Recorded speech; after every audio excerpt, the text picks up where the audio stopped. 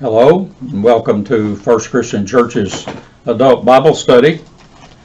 Today we continue in the three-chapter series on spiritual gifts in First Corinthians, this being lesson number 21, and it covers chapter 13, which is in the middle of that 12, 13, and 14 chapter series there.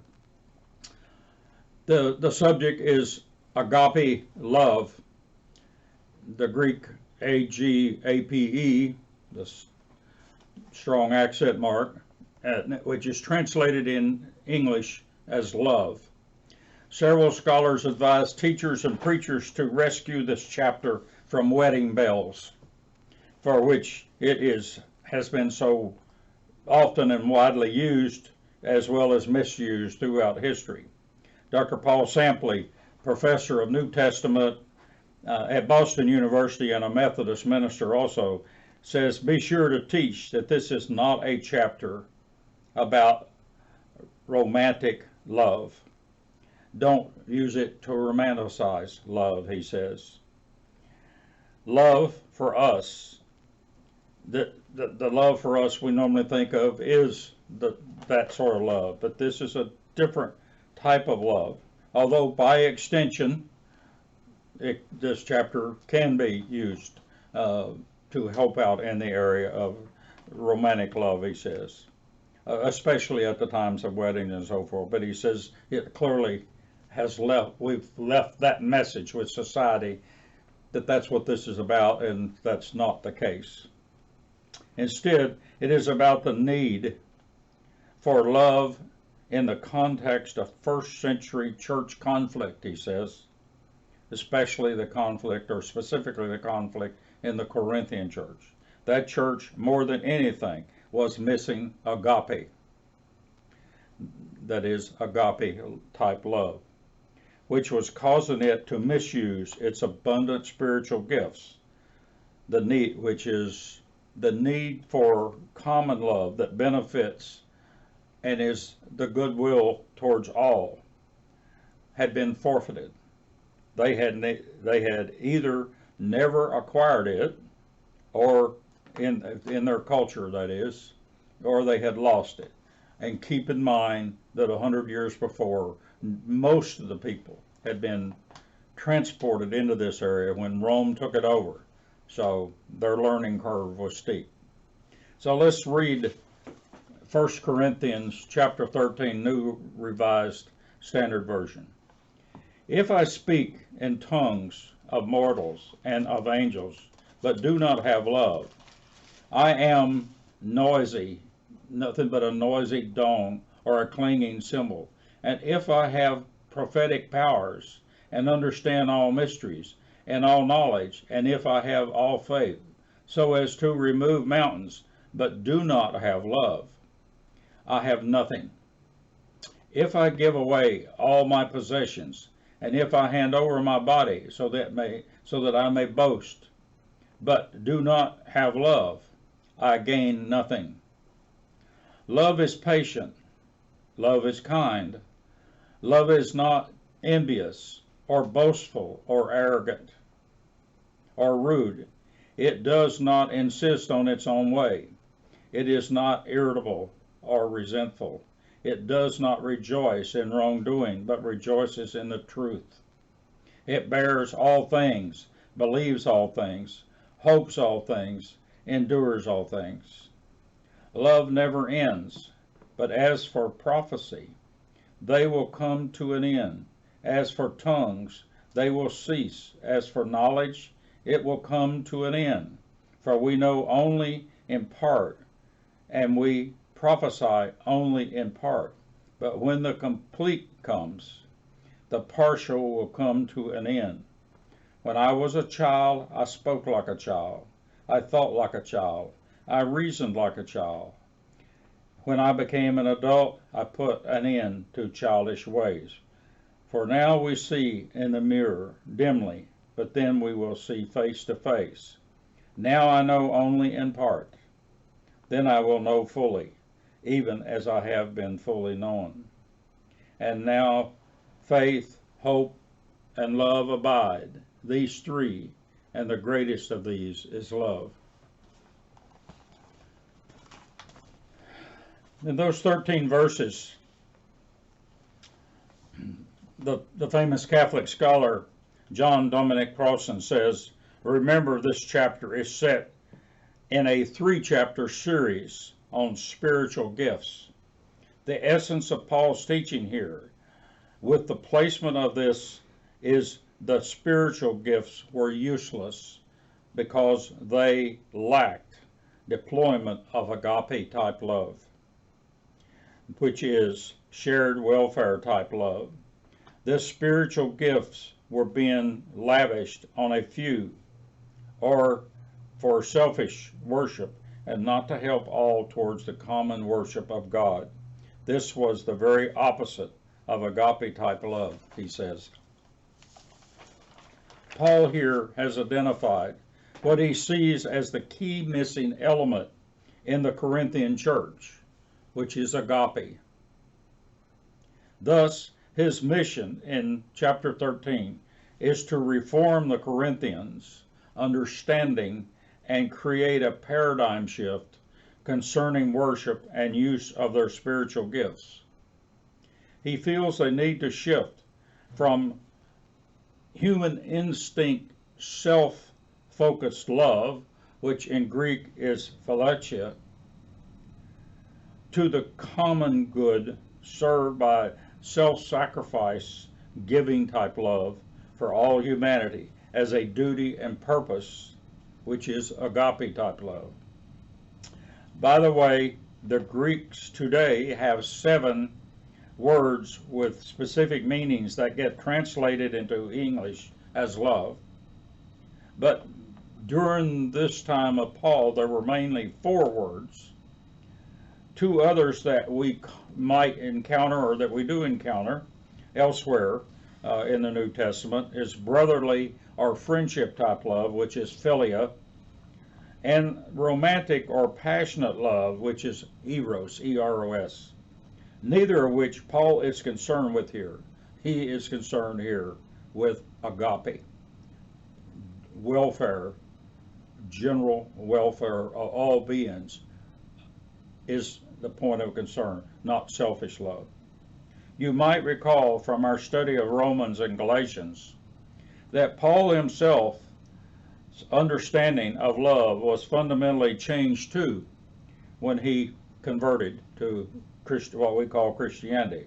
When he came to understand what the death and resurrection of Jesus Christ meant in God's love. However, he does not go into that in 1 Corinthians or even in 2 Corinthians. But scholars say it is there too for the very careful reader and thinker in these scriptures. Agape is concern for others that embraces unconditional concern for mankind or humankind at a level that transcends all obstacles and persists regardless of circumstances. It is not a natural form of love. Human instinct is towards self-love. This means you have to think that it has to be in your mind. You have to think it through. It will not come naturally. It is true unconditional love for humanity, not self. It is the type love of humanity that best emulates God and Christ. It's love for mankind. And to Paul, it's tied up in covenant love, as he refers to it in other places. We should reciprocate towards others this type of love on behalf of the covenant we have with God. C.S. Lewis, very renowned World War II era theologian, defined agape as a selfless love that is passionately committed to the well-being of others over self. You will know me, we are Christians, he says, by our agape.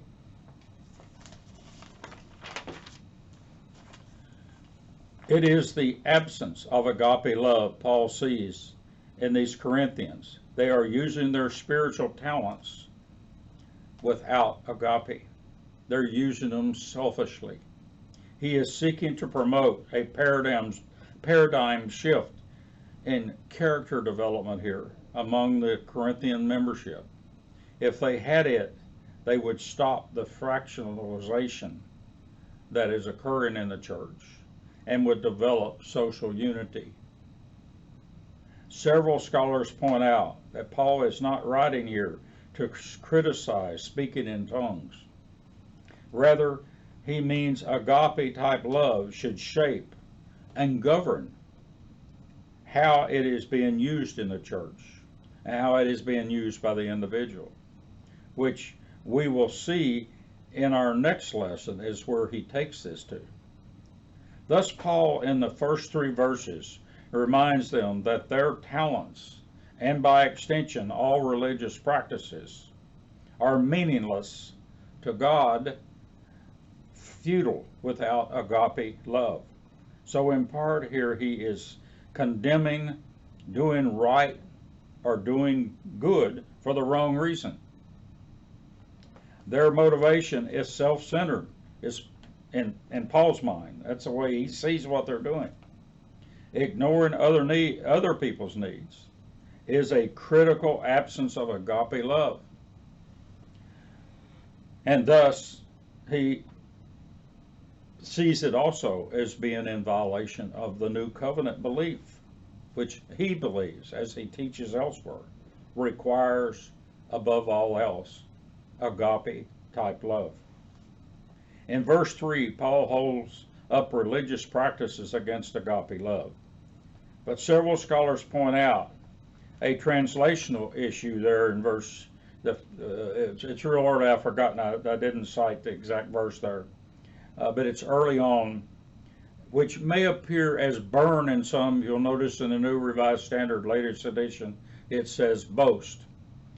In the 5 most reliable, oldest Greek manuscripts that we have, that go back to 1 Corinthians, they do not agree on the wording. I believe it's 2 of them use the Greek wording that would be burn, and 3 of them use the Greek word and be boast, or the other way around. In other words, there's some variation there. Some use a Greek term that means to be burned, and others one that means so I may boast. And you'll notice a New Revised Standard follows that.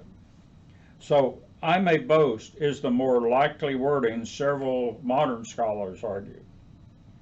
Several prefer burn, however, as they believe it is referring to Christian religious martyrdom, which it very well may be, but historically that had not happened by Paul's time of writing, although it does happen later.